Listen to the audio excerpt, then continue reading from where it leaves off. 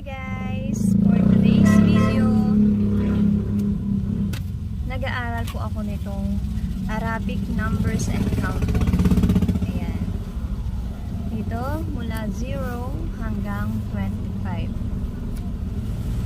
Hindi pa kasi ako marunong dahil bukas po, Lunes, tas Martes, mag-o-opa po ako. Kaya ngayon pinag-aaralan ko to, sana makapasa para maalis na. Ganyan. Ito. Mag-start tayo sa 0. 0, Sifir. 1, Wahid. I-correct nyo ako kapag mali po yung ano ko ha, pagbigkas ko ha, kasi first time ko lang naman po itong babasahin. 2, Itnain. 3, Talata. 4, Arba'a. 5, Kamsa. 6, Sita. 7, Sab'a. 8, Tamenya. 9, Tis'a. 10, Ashara.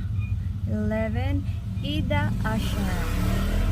12, Itnata Ashara. 13, Talathata Ashara. 14, Arba'ata Ashara. 15, Kamsata Ashara. 16, Sitata Ashara. 17, Sab'ata Ashara. 18, Tamenyata Ashara. 19, Tis'ata Ashara. 20, Ishrun or Ishrin. 21, Wahid wa Ishrin.